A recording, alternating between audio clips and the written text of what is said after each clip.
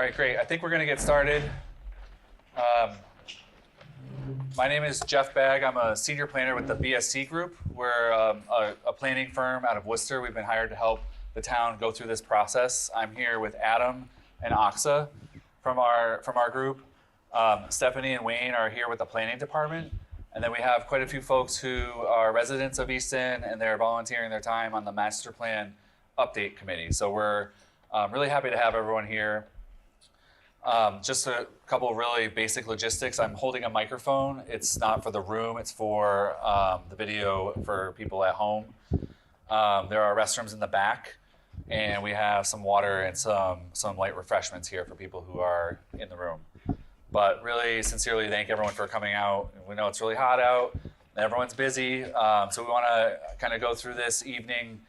What we're going to try to do is have this brief presentation with some background information, some early findings of our work that help kind of inform the breakout groups. So after the presentation, we'll kind of reshape the room a little bit and have people talk amongst themselves with some questions, some guided questions. And then we're going to do a reporting out. So someone from the group will stand up and kind of explain some of the discussions, summary items of importance that you found as your group. And then finally, we'll kind of end with an interactive poll so that individuals can provide their direct feedback via the poll. So while we're working in groups to kind of discuss amongst yourselves common issues, the poll will allow you to have direct feedback on a couple questions that we have.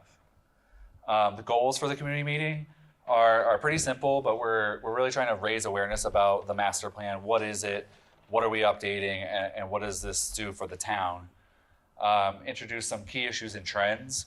We also have some challenges and some issues that we'll identify with the group, and then we'll conduct the small group discussions, really looking for strategies, solutions, and help the town kind of prioritize a series of actions moving forward. And as we move forward, we'll keep adding some information. But basically, a master plan is really kind of a blueprint. The town has one.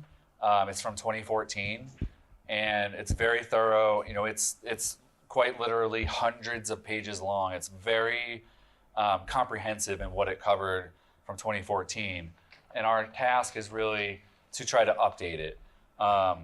It's not that long ago. Just a quick, aside. I have my younger daughter was born in 2014. I was thinking about that on the way here. So she's just about 11, and so kind of just looking back, 11 years, 10 years. It's sometimes it seems far, but other times you can put it in perspective, and it's actually not that long ago. Part of the goal is really to look into sort of the next 10 years. And so kind of just gauging this is not something that most people do every day. So it's a little bit of this abstract thinking that you do to kind of put yourself in that perspective to think a little bit about what your needs are as a resident, but also then thinking about what does the community need? What would the rest of the community of Easton need 10 years from now? And how do we start to plan and coordinate and plan for that? So I think it's just something that we see that not everyone thinks about this every day. So 10 years, not that far away in either direction. And really, we're not fully rewriting this. We're trying to capture the issues that are new, that maybe need to be addressed now that weren't really topics or bigger topics in 2014. Sort of demographics, we'll cover some basic things tonight, and then addressing challenges related to growth, climate change, and the evolving community needs. And so that's really why we're here, is to try to get this snapshot now of what's happening so that the town can plan ahead. A few of the things that I wanted to mention is that we will have a written report. It'll be more comprehensive, so tonight is just kind of hitting the high notes to go through, and I'll talk about the timeline in a moment, but there will be a lot more information and data and written information available as we move forward after tonight. So just looking at some of the key demographics for this evening, we rely a lot on the census data. That's where we ascertain a lot of the information. So there's good data from 2010, and then there's some data from 2020, and then we can kind of use 2023 as a snapshot. But looking, based on the census data, the population of Easton right now is 25,162 people. And that's a really good sort of benchmark for us to be looking at, because you can see the comparison to 2010. So the town has grown, I think it's about 2,050 people is what that growth was between 2010 and today. And the projections, there are, there's data and there's institutes and there's people who put forward projections. They have some caveats and variability, but generally speaking, Easton's looking at a 0.5% increase between now and 2045. And what that number equates to, just being approximate, is about 1,250 more people is what the town might expect to see in terms of growth over the next period of 10, 20 years. A few of the things that we wanted to highlight here were the median age for Easton it's common amongst other municipalities. It's getting older, and so the population of Easton is aging. And right now, for example, the median age is 43.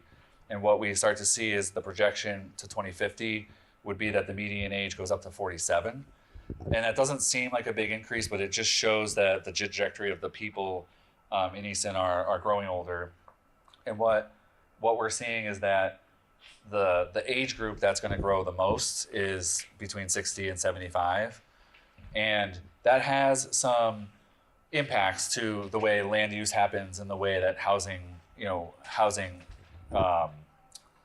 the housing needs. And I can see a question. I didn't really address how we're going to handle questions. So I guess if it's I just have a quick question. Sure. How was that 10 years back? Like you gave us the data from 2010 to 2023. Yep. How is that data for the age? I'm just curious what the median age was from that. Yeah, so 2010, the median age was 37. So if you go from 2010 to 2050, that's a 10-year age increment. But there's pie charts and there's other graphics that show that there's this large chunk of the population that is within this 60 to 75 year age group that's gonna move forward. And the things that we look at are the services that group might need will change. The type of housing that age group and all the age groups will need will also shift and change. And so when we talk about housing, we look at the income and the median values. So the cost of living in Easton is going up, significantly. That's common with other communities. But then it's also looking at what happens when you're going through the age bracket and you need to decide whether you're going to stay in your house and stay in Easton or move. Is there that housing option that you might need at that level? And the same thing that relates here is younger folks, young professionals, and young families. So can they come into the housing market in Easton and actually afford a place to live? And so those are really what we see with age dynamics and the population change. Another thing that we looked a lot at was the planning efforts, the documents, and some of the projects that have happened in Easton since about 2010. And I know it's small. This information will be really valuable in the report. Every item listed here is linked to either the project or the plan. And what we really wanted to highlight was that Easton has done a tremendous amount of planning work and has created new housing growth and has created great economic development activities.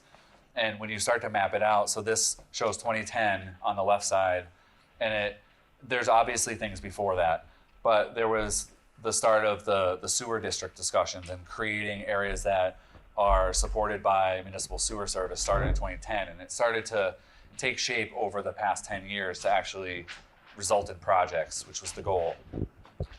I'm not going to go through all these, but they're really informative for our work today, really noting that we're not starting from scratch. So while the master plan was from 2014, the planning efforts that have gone through over the past 10 years have engaged community members. They have resident input. They've had survey data collected, and they've all resulted in these goals and actions. And so that's really what we're pulling from to kind of show you as the audience that all these plans exist. There's a lot of goals and objectives that have already been identified. And then some of the work tonight is making sure that we're not missing anything. Are there goals and objectives or topics that we haven't covered yet? That's a really important thing to be thinking about as we go through the presentation and then the group discussions. If we can work together to identify if something's missing, hasn't been addressed, or you have questions about it, we want to identify them now so we can kind of put them into the plan and have it be part of the framework moving forward. Let's see, just so, yep, I'm going to keep going through the presentation and I'll touch on some of these projects as we go. And so this slide and the next slide is really intended to be a summary of some of the goals that have been discussed. And they're put into these kind of buckets, these topic areas that are pretty common for a master plan. It's just a way to be organized. So if you look at infrastructure, some of the goals that have been throughout all these plans is to reduce the reliance on septic systems and to enable higher density development and protect aquifers and public health. So the sewer improvement projects have had multiple benefits. One being public health, protecting the water supply, and enabling new growth in certain areas to happen. And so that's really essential. That's run through all of these plans, and the town has been very clear on those goals and objectives. For transportation, really looking at increasing connectivity, accessibility, and safety. So think sidewalks, think being able to push a button and have a rapid light to allow people to cross streets, and safety for pedestrians and vehicles. It sounds pretty basic, but those are really essential projects that the town has been very aggressive on upgrading a lot of its roadways. There are still a few really important projects on the list that still need to have a lot of attention and a lot of time and a lot of effort to really move them forward. But the town has had that goal pretty consistently. In the lower left, town-owned buildings. And so, there's a lot of discussions happening in the community, and they're great. The new school, the new public works and public safety building have resulted in surplus property. And so really having these conversations, there's a meeting coming up on Thursday to talk about what are possible reuses of those buildings and other town-owned properties and buildings are really essential. And so examining those, I think the common response is, well, wouldn't there already be a plan?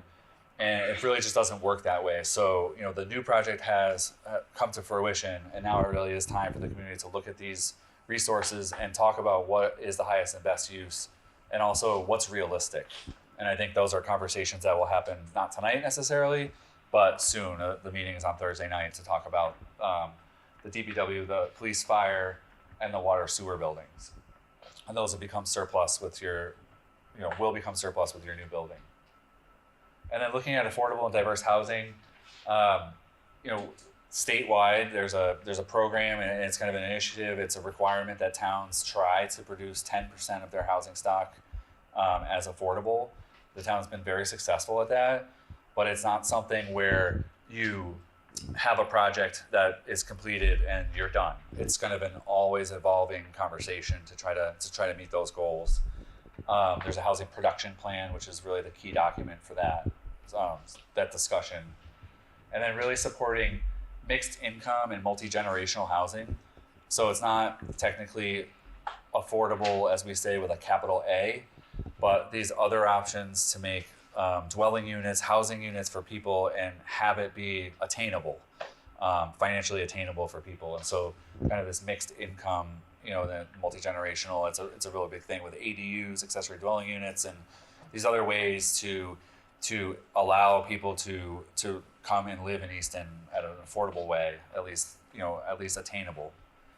And then really looking at adaptive reuse and infill development. There's a lot of great successful projects with, the Ames Shovel Works is like the hallmark. It's a beautiful area, but you can kind of wash, rinse, and repeat, and kind of you always want to try to be looking at these opportunities for infill development or reuse of existing buildings. And then wherever there's, this can be applied throughout town, any opportunity to take a property that's underutilized and make sure that it can be renovated or redeveloped in the future. Those are always goals that you want to see communities have. And then sort of this last slide, the community-oriented goals, really throughout. So there's a age-friendly plan. There's other community discussion documents that talk about increasing the accessibility and inclusion across all age groups. So there's obviously a lot of discussion with school-age children, through the school system, but you have these other populations that want to have, access to certain services or activities. And so, being inclusive is a little bit of a buzzword, but it's really important for communities to really be focused on ensuring that all their age groups and all their residents have access to certain things. Arts and culture as a tool for cohesion and economic vitality. This is really important, and there's a really good track record of communities doing things like the Shovelworks Cultural District to bring people into Easton so that they visit and they find these fun things to do, these creative places, and arts and culture can be a real driver for economic development. And it doesn't take big buildings, it doesn't take a lot of hard work, it just takes kind of this harnessing of people's creativity. And so there's a lot of positive work that's already being done here on that. And enhancing communication and services. So there's always a need for municipalities to find better ways to communicate with residents, share information, and provide services. So those are really clear goals that have already been established. And through the discussions, maybe we can keep finding out if there's ideas, things that can make that better and kind of continue to enhance things. In the upper right, economic development goals.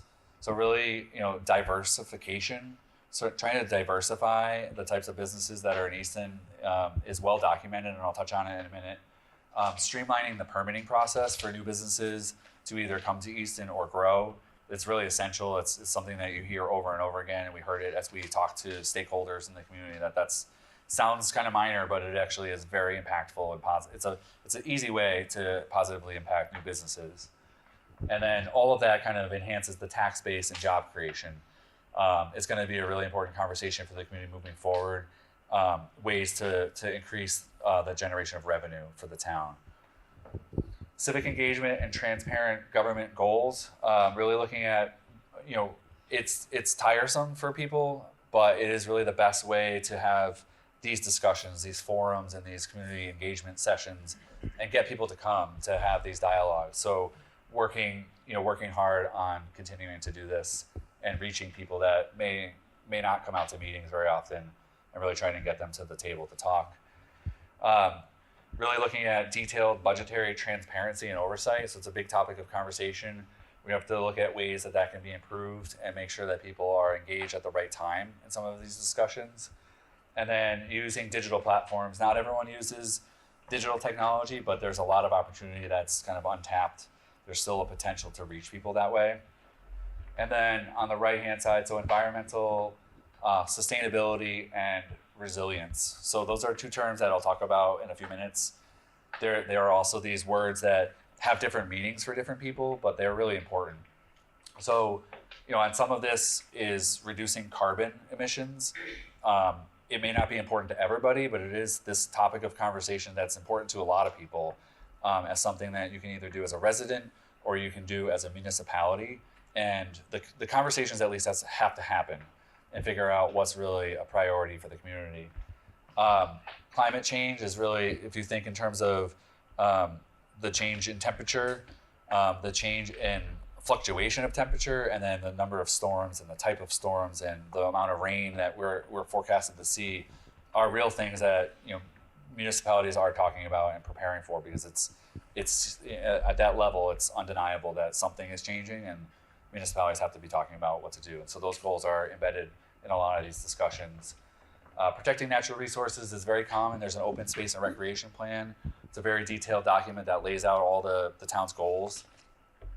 And then talking about drinking water is critical. So PFAS is a kind of a universal contaminant that is in people's drinking water, and being able to talk about it and think about it and plan for it is happening in a lot of municipalities, and that's been discussed here.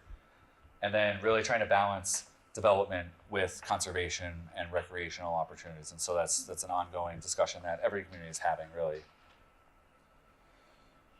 And then, to prepare people to kind of go into these small group discussions, we did want to highlight these activity centers, this is not an exhaustive list. This is not the comprehensive list of where everything is happening in Easton, but there are some real focus areas, and these have been consistent, since at least 2010 as areas that are already developed and really looking at ways they could be enhanced. And so the Queesit Commercial District has long been identified as an area that is probably underutilized. And it has a lot of really important small businesses, and to encourage them to grow and stay, there's a lot of infrastructure improvements. If you look at the condition of the roadway, sidewalks, it's controlled by Mass DOT. But I think that conversation about pedestrian safety and vehicle safety along Washington Street, I think it's poised to happen. Mass DOT has a project, in the works for that corridor, and I think the sewer project and whether there's expansion opportunities within that corridor, it really gives the town an opportunity to look at that and continue to focus as an area for where growth could potentially happen. And then the industrial park, which is adjacent, so it's really fascinating to see the number and types of businesses that are in that industrial park. There's a study from 2014, which is a little old. Maybe there's a refresh of that talks about the amount of square footage that is currently in that industrial park. And it's roughly, this might be numbers that don't make sense to people, but it's about 1.2 million square feet of commercial and industrial space.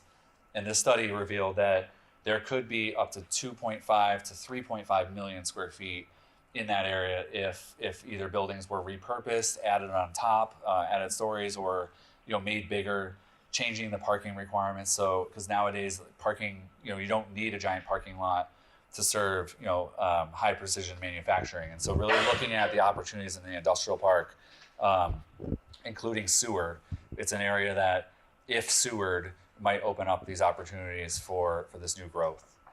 And then Northeastern kind of has the newer area, at the intersections, but then the downtown, your Main Street, the Village Center. And so the Village Center area is just ripe for enhancing and really supporting people to visit. That's what the cultural district is. And then just looking at areas for that are really available for new growth in those already developed areas. And then lastly, the Five Corners, the Foundry Street. So there's been a lot of effort put in that area. It's a piece of terminology. The town has put forward a lot of effort to allow for reinvestment to happen there. And so there's a district improvement financing program, which allows some of the tax revenue to be used to actually provide the infrastructure. So it reduces the cost to residents, but it allows the business growth to happen. And those are really programs and initiatives that you don't see in every town. And so really looking at the amount of effort that the town has put into to get these areas ready for new growth has been very successful, but I think it needs more time. And a couple of the questions tonight are about, do you agree that these are good areas to continue to focus on? They still need some time and attention, but we're hoping that we validate that tonight with you guys in the small groups. So a couple more sort of heavy duty slides, and then we'll shift pretty soon into the small groups. But we did a series of stakeholder interviews. We met with various people. We met with some town officials. We met with some business owners. We met with the Chamber of Commerce, and we asked them, what are issues or concerns or barriers that they're seeing. And this is, informative for all of us to be looking at, because these are some of the problems that are known, and these are the problems that the town is going to need to work towards addressing over the next 10 years. So I wasn't going to read them, but I don't know if I should. But the Department of Public Works has a lot of responsibilities under its umbrella, and so I think it's common in a lot of municipalities, but the limited resources for maintaining and addressing parks and recreational areas is ongoing. That's unfortunately very common. The sewer expansion mentioned in the industrial park, so there is an agreement with the adjacent city to potentially accept the sewer flow, but the actual system will still need to be built and expanded within the industrial park. So that's a big investment, but it is something that seems very viable for allowing new growth. Water supply, so drinking water or water supply for new industries is available. There is its cap. So the Water Management Act would need to be addressed, but I think that's something that it's not a lack of supply, it's just a process. The Foundry Street Improvement Project is what DPW is listing as a top priority to finish. And then looking at culverts and dam repairs in response to the climate change. So these additional rainstorms, it's unfortunate, but they are not designed to capture the amount of water that has been falling in a lot of these events. And so there is a process and a planning effort to address the most important culverts and really change them, enlarge them, and allow them to accept more water. But that's very costly for a municipality. And then, I think it's a big topic, but the Community Center, Council on Aging, the potential need for a new facility is something that we see on the horizon. So whether it's right away or during the next 10 years, it is a conversation that the community, is expected to probably have about how that'll work and where it would go. And then kind of on the administrative side, so we were able to meet with some select board members, the planning department, and the assistant town administrator. They're very thoughtful people, really invested in the success of the town. And they offered kind of reiterating this impact, the positive impact that sewer can have on economic development, the industrial park, and then kind of the relationship with Stonehill is something that it's worth discussing with the community as to whether there's a way to find that symbiotic relationship that's beneficial to the town and the college to continue to grow that relationship and the opportunities around it. The walkability, access for students, and those students coming off campus to actually patronize businesses is really something that could be embraced and enhanced. The cultural district underfunded, and just this opportunity to invest in the arts, reviewing the permit process for streamlining, and then focusing really on age friendliness in planning. And so really just trying to be thoughtful about what you can see as this population shift happening, the aging of the population, and really kind of hitting that head on and really thinking about, what are the services and what are the housing types and what are the other things that that population is going to need in the future. Then for business and economic development, really there's a perception, and I think that's important, the perception of the business community. A lot of people are trying to be supportive and friendly and make the process smooth, but there still are some potential barriers out there that if they were addressed or changed, it could really encourage additional business growth, which I think is going to be pretty important for the community in the long run. There are some concerns with the sewer, so some of the fees for a new business to connect and fund the required amount of money to offset the costs, is something significant. And maybe there's programs or opportunities to help businesses navigate that process. Zoning, there's always a great opportunity to look at your zoning and make sure that it's allowing the uses that you want to have, and just going through the zoning process to change some of that. It would require, town meeting having an understanding of how it works, but that effort is often, very valuable and will pay off. Clear guides, mentoring, financial tools. So there's a lot of there was a lot of discussion amongst the building, not the business community, about the role of the chamber. And you get new businesses who come to any town, and they don't often know much. They know what they want to do, and they have an idea. But this idea of mentoring new business owners so that they can navigate, getting a space, understanding what the lease agreement is, and then really trying to grow or scale their business up. And then the focus on Washington Street really kind of came through from the business community, and then coordination amongst permitting. And then kind of the last one, this financial side, the promoting a sustainable Easton, that effort was really outstanding. Just so much time and effort on both sides of that equation kind of put forth to kind of talk about those difficult discussions. But it really kind of boils down to additional growth is really essential. It is not, and then sewer and new growth are key. But I think my point is that it's not the only thing. It's not a silver bullet. There's not one thing that will just solve some of those financial issues, but it is important. And it's really kind of a sweet spot for a master plan to talk about ways that the community can encourage new growth. That's kind of one piece of the puzzle. If you're not aware of that discussion, healthcare and insurance costs was really was a big driver of this whole conversation. It's not the only thing, but it was one of the main drivers that it is happening across a lot of municipalities in Massachusetts. It's something that's happening unbeknownst to the communities, but it's a tough one. And then the Proposition 2.5, the limit, on municipality to raise taxes every year, really is unsustainable. And it's really getting to this point where communities are going to have to look really creatively and look under every nook and cranny and make sure that every opportunity is being maximized. And again, it's not just here, it's in a lot of towns. The reuse of the surplus buildings, we talked about that. CPA, Community Preservation Act, is a really great resource and tool for certain projects. And then really kind of aligning our master plan, these goals and these efforts with some of the items that are budget related. And so sometimes we talk about potentially needing more staff or another person to do work that really impacts like the operating budget. But those are conversations that the community will have to have sometime in the next 10 years. Is really meet the expectations of residents usually means there's a person or people or someone's gonna have to do some of that work. And so kind of aligning that. So this is the last slide, and then we'll kind of break out into these groups. But what we're seeing is this theme.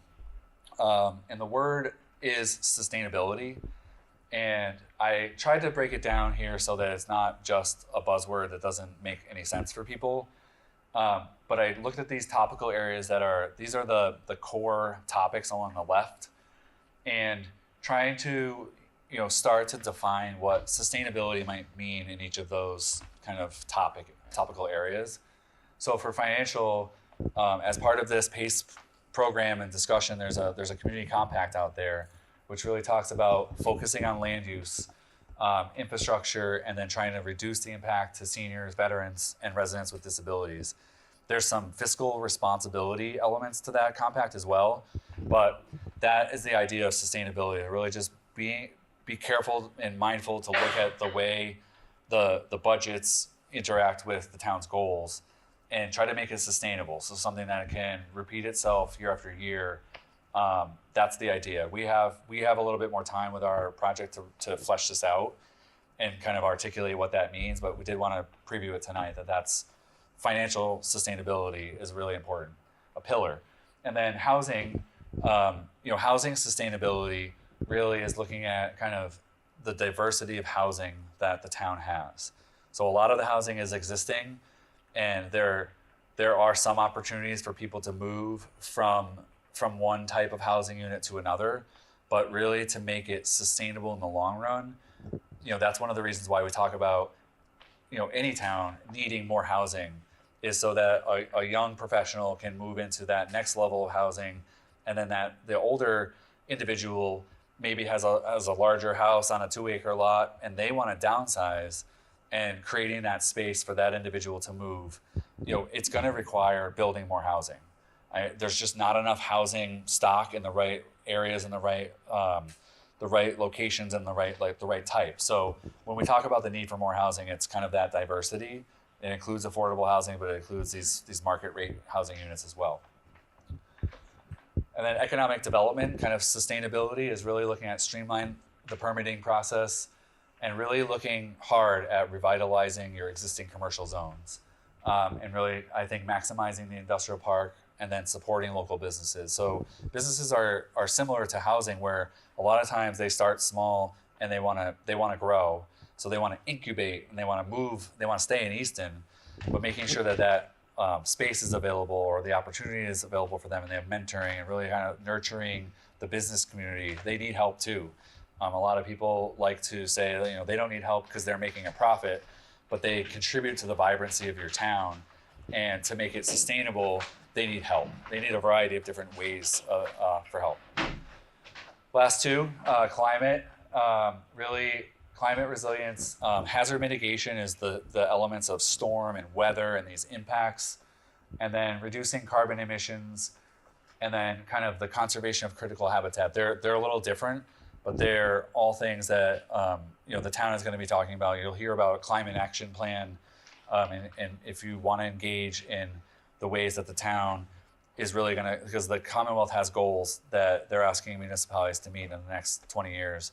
And so these conversations will happen, and kind of making that sustainable means that you're addressing all these things. And then finally, the environment, and really looking at the open space and recreation plan talks about areas for trails, areas that are important for the aquifer, and then areas that are essential for habitat or agricultural properties, and that is really embedded in that area. And so that all of those things need to be considered as the town moves forward. And so that kind of creates these themes that we're seeing today, and that we'll finish up as we write our report. And with that, I think what we're going to try to do is we have a good number of people here, maybe kind of squish, so we're on some tables, and 4 tables. Okay, yeah, so what we're going to do is ask people to get into 4 tables. We're going to review the same questions and just have a discussion, and then we're going to try to get a volunteer who will kind of report out to the group, just kind of give a summary of what the group talked about. It sounds very common. This is a common tool for us to use, but it is really great to hear what your peers are saying. And as we go through, the best thing we can highlight is if your group came up with something different, as you start to hear a couple groups, try to find the highlights, try to find something that you would want to share with that other table, the thing that you thought was really important. And then for the folks at home, or who might catch this video later, we have an opportunity to post these questions online. People can go to the website, so it's Easton Master Plan Update, and people can provide an email. If you see this later, we're gonna hold this open until July 15th, so about 2 weeks. So one of your peers, your neighbors, your friends, if you say, oh, you missed this meeting, they can go to the website and they can submit comments online. And so I think with that, we'll kind of break into these groups, and then 6 or 7 people each is our target, and then we'll reconvene in a little while. So thank you very much. We're gonna go through the process to kind of hear what each group did. The microphone is for the folks at home. And I think the key thing is that we are gonna transcribe all the notes. So we're gonna take these back, we're gonna write down all the comments. So whatever you can just summarize is just helpful for the group, just to get the essence of what you talked about. And I think as the groups go, just start to think about the things that you haven't heard yet, so that the group can hear creative and good ideas. So Stephanie's gonna start us off. All right, so we started off with a lot of discussion around housing and the need for affordable housing, attainable housing in the community. Really thinking about the zoning and smaller lots, smaller homes, affordable senior housing, starter home, kind of the starter to finish to middle homes. Again, just making it so people could live in Easton. Right now, one of the biggest concerns is that from a housing perspective, people are being priced out of Easton. One of the other ideas was how to partner with or garner a relationship with developers who will do smaller type housing development. Most developers that we work with, there is a minimum number of lots that they feel makes it economic for them. So how can Easton attract some developers that will do the smaller stuff? As you think about development, we kind of jumped to a transportation question, and that is making sure that you have mitigation measures for traffic that to support that new and denser development. Open space was a big issue. Everyone talked about how this is what really makes Easton special.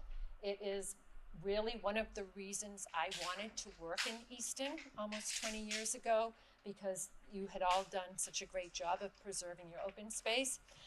But that's been a challenge for new development. So there was a lot of discussion about making sure that the town identifies and prioritizes and then socializes the most important areas, the most important open space areas. And not just for permanent open space, but maybe it's a combination of all the CPA requirements and goals, which would be the permanent protection of open space, affordable housing or community housing, recreation, and any combination thereof. So there may be parcels of land that have opportunities for open space protection and recreation, maybe and with housing. Just looking at that, and again, really building that consensus within the community so that when a property becomes available, the town is fully behind that and there's not going to be this argument. We talked a little bit about economic development, what would attract people to Easton, to spend money in Easton, quality restaurants, bed and breakfast, the historical aspect in architecture, as well as the open space. And talking about services and things to protect, senior services were a priority, public safety, and there was discussion around centralizing services where it makes sense, similar to SEMRAC, which is the dispatch center that Easton participates in. I think it's with 3 other communities over in Foxborough, and that investment saved Easton a lot of money on an ongoing basis. Talk about what's the return on investment on the sewer infrastructure in those areas and where we've seen new development, transportation, really walking, bike paths, rail trail, both for recreation and activity, but also to help alleviate some of the pressures on transportation. And then this came up right at the end, tapping the intellect, resources, enthusiasm, capabilities of the citizens of Easton. And my experience has been that this is a very committed community. There's a lot of community involvement and engagement, and there's just a lot more opportunity for corralling that. Anything I missed? No, I think you got it.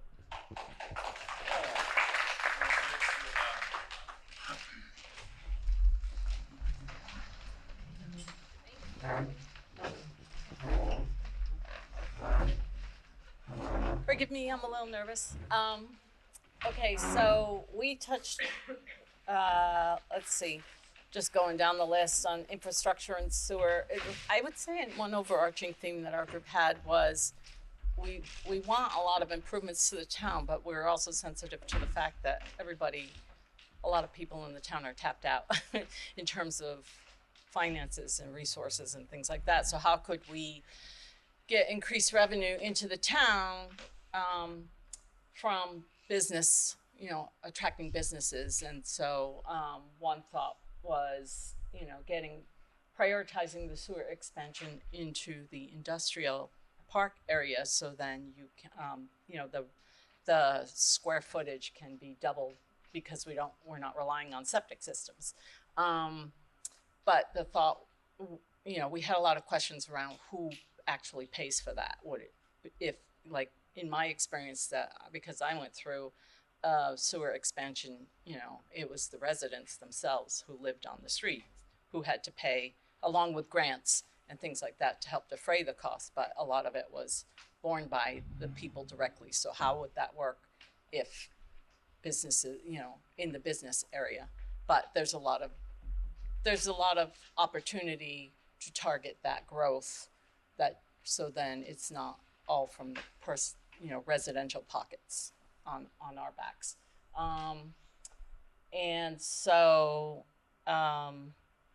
but in terms of, we also recognize that there are areas that are under strain for the sewer capacity or lack of sewer, that also needs to be addressed, right? So for housing and landfill use, we were in favor of mixed use, human scale, central community kind of energy, but then also talked about businesses that would then attract more people and families to come into the community.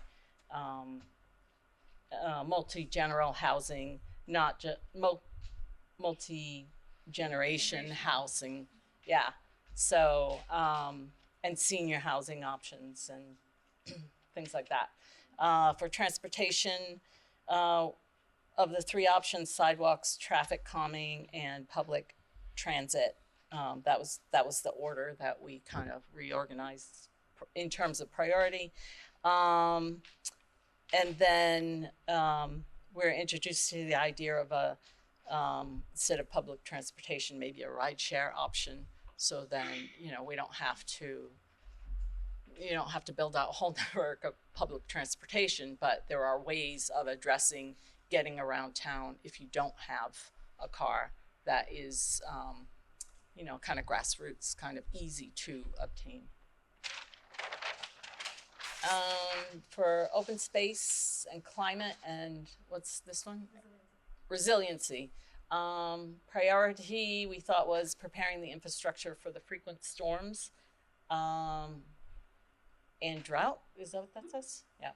And then we just kind of listed experiences that people have had, like, Purchase Street has had microbursts, and, what might we do to prepare ourselves for a future event, and how to minimize the impact from that type of an event. And so things like burying the power lines, things like that.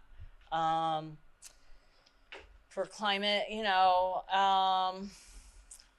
when we were talking about considering asking developers for future development to have a sustainable development as part of the request for proposal, and the thoughts that they give in their proposals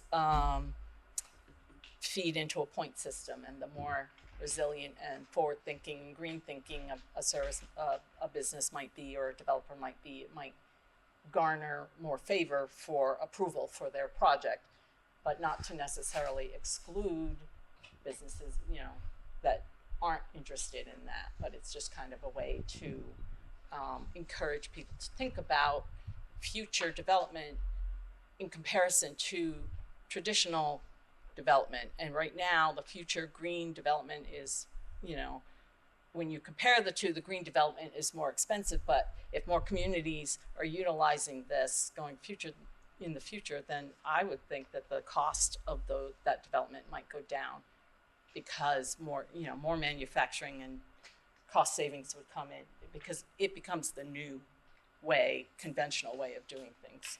And if you build that into the proposals, it encourages more people to consider it. Again, that's along the lines of ways to approach these goals that aren't necessarily directly on the residents to solve for things. The cultural engagement and finances. We went through what we like about Easton and what we think is already going on that's very engaging. How Borderland, the activities that Borderland offers, and library. Historical, all of the similar to what Stephanie's group talked about, all the historical features that we have as a big draw. And the downtown area, which is really dynamic right now. And I mentioned that because I live in the Five Corners, that is part of a long-term goal that we have for Five Corners as well. But it would be great to brainstorm more business types that are more than just restaurants type of thing. Everybody immediately talks about restaurants, but there's other things that if you give some thought, like what other types of opportunities are there for that socializing aspect of it.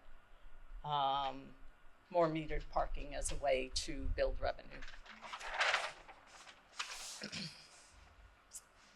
More physical engagement and outreach. Oh, this is around communication. I mentioned that we have an active community communication in my neighborhood. And so it's a hub. So we were asking each other, like, well, how did you find out about this meeting? And, a lot of it was word of mouth or email lists. And I found out about it through my local neighborhood network. And so then you know, the thought is maybe there's some way to coach people to develop their own network and maintain their own network within their own neighborhood, so then everybody's informed. Because a lot of people think, like, we don't, if you do it via an email blast, or, you know, not everybody gets the town crier, not everybody gets this, not everybody, but if everybody's aware that there's an effort of communication going on, and it's coming from a central hub, then, you know, it just kind of, it's organic. And so people might, you know, I think maybe people would benefit from getting coached on how to establish that within your own direct, tight neighborhood, or general neighborhood. In terms of what not to cut when funding is tight, we don't want to see cuts to public safety or education. And other, I'll admit this comes from me, I see there's a gap in terms of, like, there's an when we were asked, like, well, are there any other ideas out of the blue? I would love to see some sort of maker community getting developed as a way, like, for that isn't just classes for adults, but it also can be inclusive of kids as they're growing, because there's sports, there's theater, there's, you know, music, there's dance, but there's not a strong craftsy maker kind of opportunity. And so there's a little gap there that, you know, kids could have access to wood shop tools or metalsmithing or different things that they can build. It's a great hobby. It's a great thing to be involved in. And that's it.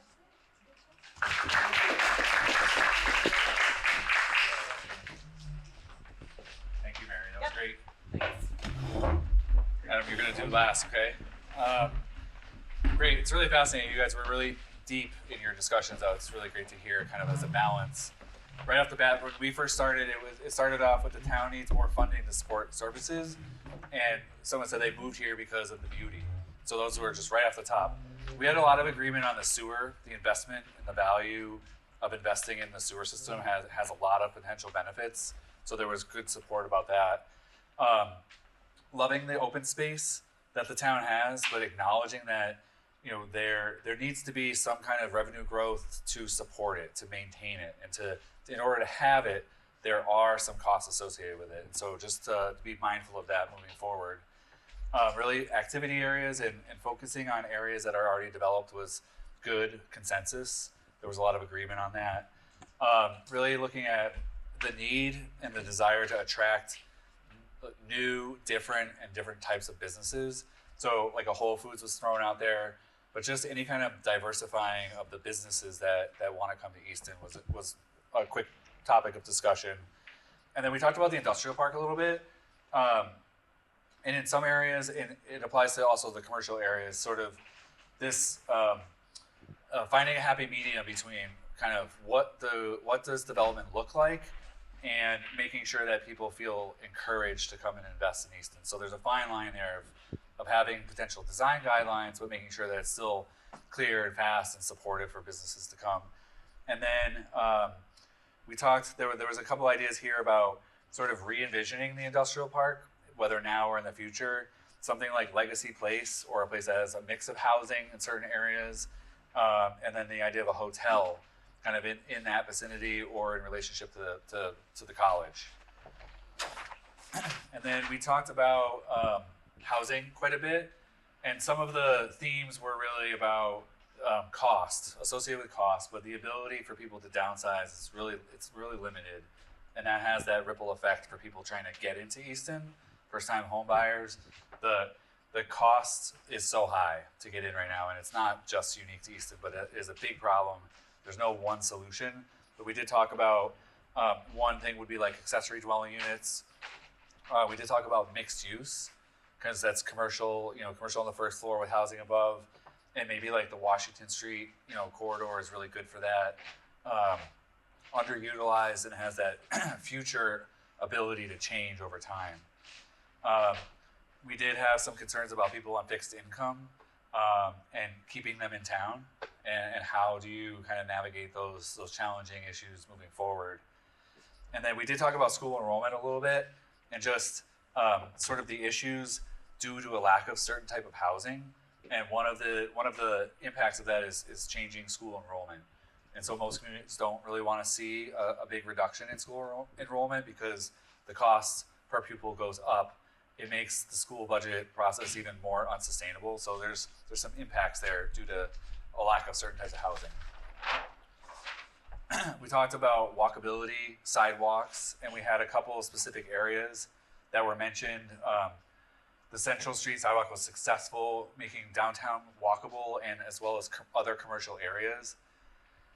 The need for existing public transit, whether it's shuttles or on-demand services, should really be embraced and looked at coming into the future. We know that we can't really support bus service, so we really need to look carefully at what the options are.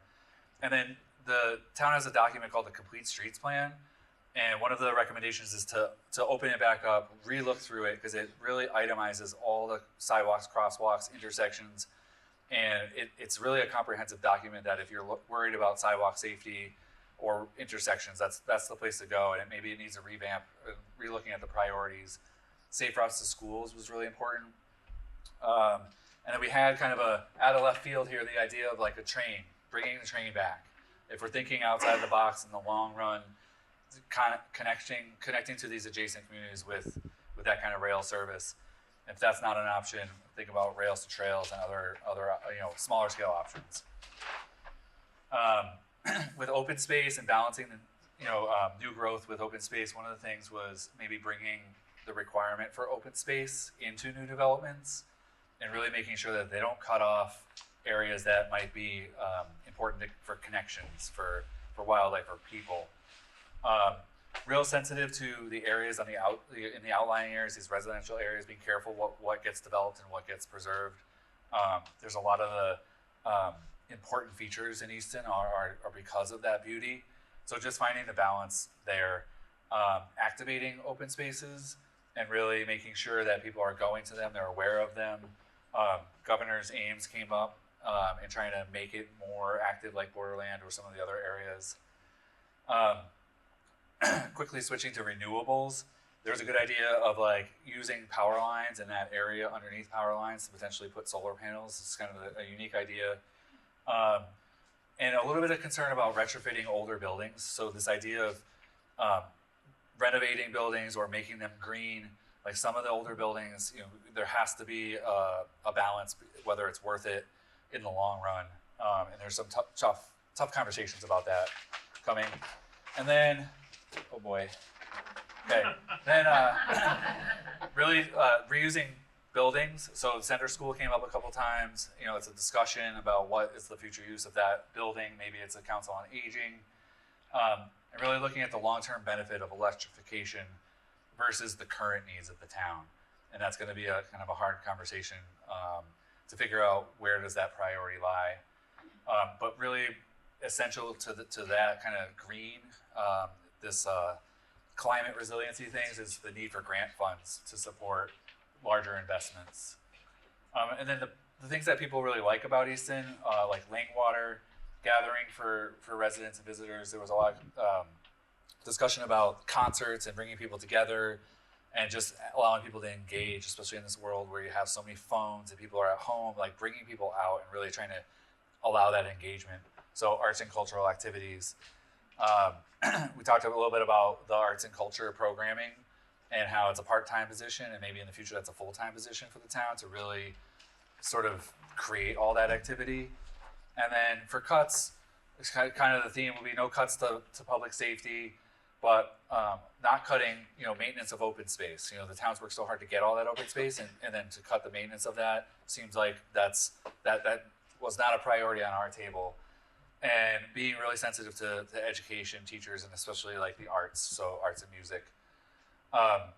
Some discussion about reviewing health insurance and the policies and making sure the town has a really good handle on that. And then what did we miss? So far, the use of AI, this whole wave, this revolution that seems to be happening is just making sure that the town is involved in that discussion and making sure that if there's ways or efficiencies that could be gained by using that technology, we should be exploring that.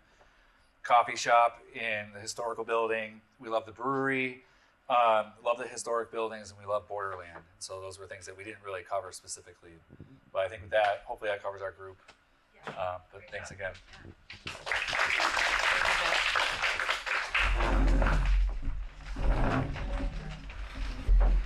Thanks, Jeff.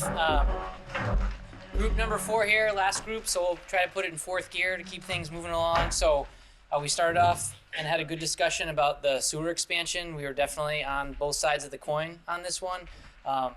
It was explanation about how the town had just gone through the process, very worthwhile. People were very supportive. But then on the other side, there were definitely some cost concerns about it. Thinking about the long-term cost, right? Water bills, the betterment fee adding up to much more than it would cost to pay for a brand new septic system right now. So kind of a little bit split on that one. In terms of sewer expansion and the options, all day people said, like definitely extending the sewer to the sewer infrastructure to the industrial park. As part of that, we talked about some of the development that could occur, like how there's some availability behind the businesses in the industrial park, and also in particular a hotel in town. I guess right now there is not a hotel in Easton, but also trying to use it to capture some of the attendees at Stonehill and kind of everything that's happening there. The canonization of a saint that's going to happen there that's going to bring a lot of people. So events like that, trying to capture that in a potential hotel there. In terms of housing and economic development, again, the Easton Industrial Park, including housing though, mixing of uses, that was one thing that was focused on. Also a YMCA or a fitness facility to exercise. There was some talk about giving senior folks and others the ability to do some walking and exercise. In terms of, let's see, what do we do? Item 4 here was, types of housing, right? So there was a sentiment that senior housing was needed, but it was also pointed out that how seniors and new families sort of have the same needs. They're looking for that, either the starter home or the downsizing home, like a ranch style, maybe that's one story. And it also was pointed out that there also needs to be a balance of rental and home ownership in the community. So some different connections there. Then looking over at transportation, let's see if we can flip. We talked about how there was a preference for traffic calming measures and bike lanes. A speed limit sign is needed on Pequannock Road. Help me out here. I got it. Wow. All right. And then also it was pointed out that if you invest in rebuilding in the streets, you're going to get the kind of things that you're looking in for some of the items, other items such as like sidewalks and bike lanes. So it might take a little bit of time, but you'll sort of get everything that you need. In terms of open space, what was item 6? Yeah, open space, but focusing more on climate resiliency. So there was some commentary about focusing on renewable energy. And it was noted that a few of the new buildings, such as the new school and the new fire and DPW complex, were made solar ready. So trying to push for a little bit more of that aspect of it. Let's see. Also, so continuing on the solar thread, but also looking at new ways to do solar. So it was noted that ground-mounted installations do a lot of clearing, a lot of vegetative clearing. So trying to find other ways to implement solar. And then do we get to 7? Oh, right. So sorry. 7 is protecting open space. The group thought that the town's doing a really great job of that right now, but one of the places that they thought could be focused on for protection would be Wheaton Farm. Thinking about culture now, why would you come to Easton? So we had a lot of great points on this. So downtown, the Children's Museum, Langwater Farm, the restaurant scene, Borderlands, the festivals, also historic buildings in downtown, Maplewood, but also thinking about bringing other items like big recreation, including things like pickleball. And then let's see, what was item 10? Lose track of all the, public engagement. So how should that role be played? So some public engagement was kind of the sentiment, but there was a comment about how I'll sort of quote it saying, "I trust the people that are doing it now. These are the people that are spending a lot of time on this. They have good knowledge, but there should be some public involvement in the process. But there's always two sides to it as well. So you want to sort of balance it. So I guess my takeaway from that commentary was, that process seems to be working pretty well, but keep the public involved. And number 10, talking about the budget gap, I think this was already said before, but really tough question to answer, but perhaps cut from the schools and public safety as little as possible. Those are the two concerns. And then I think we did have a few things that were not discussed that wanted to cover. Actually, it was just one thing, but sort of two top comments on it was insurance, that just in general, it costs so much, it's really hard. And then maybe look at self-funded health insurance, which sort of takes out the middleman, the insurance companies, from making the money. So if there's ways to explore that. I think that's a quick summary. So.